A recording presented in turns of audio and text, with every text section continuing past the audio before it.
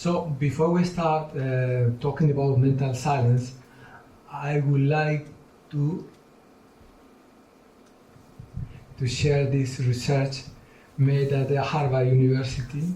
For this research, they had 5,000 volunteers from 83 different countries.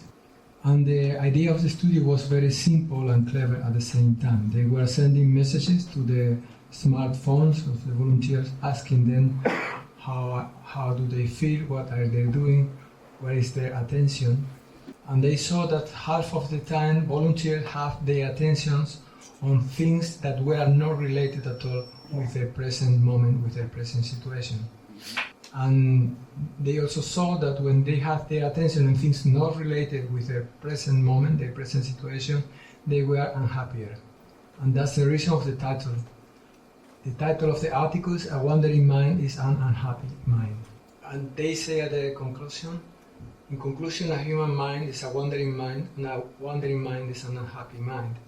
The ability to think about something that isn't happening just now is a cognitive achievement that takes an emotional cost. So the meaning of mental silence. Mental silence is, it is also called thoughtless awareness. It is when you are here and now and you don't have thoughts on your mind. The reality is always in the present moment. When we think, we have the capacity to think, to plan, whatever. But the thinking process normally takes us to the future or to the past.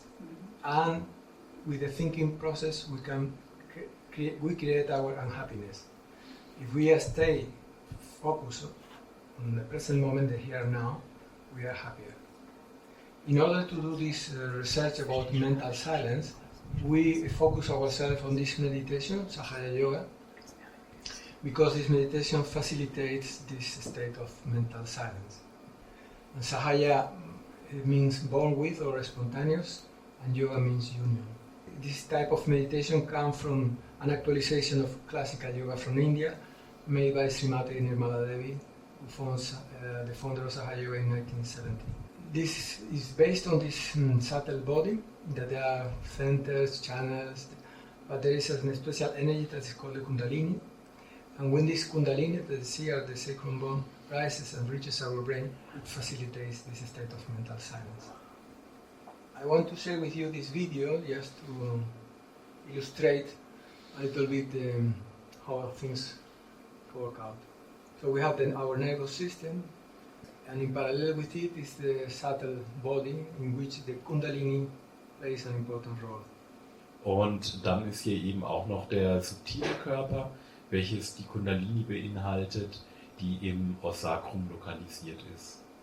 When the Kundalini reaches our brain, it facilitates this state of mental silence.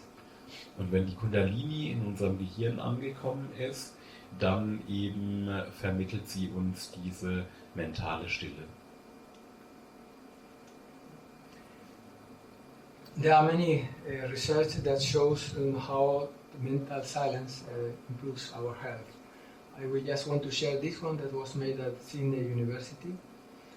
In this research, they compare the mental health, here the vertical, mental health of the Australian population, depicted here in yellow. They compare it with those practitioners of Sahaja Yoga meditation. They collect many data from the Meditators of Sahaja Yoga and the time dedicated to meditation, years doing meditation, assistance to national or international seminar, etc. But the main correlation was with the frequency of perception of mental silence. The correlation between mental health was the main data correlated with mental health with the frequency of perception of mental silence. So here is the national average of Australian population. And here we have meditators with several times mental silence per day, 1 or 2 mental silence per day, 1 or 2 mental silence per week.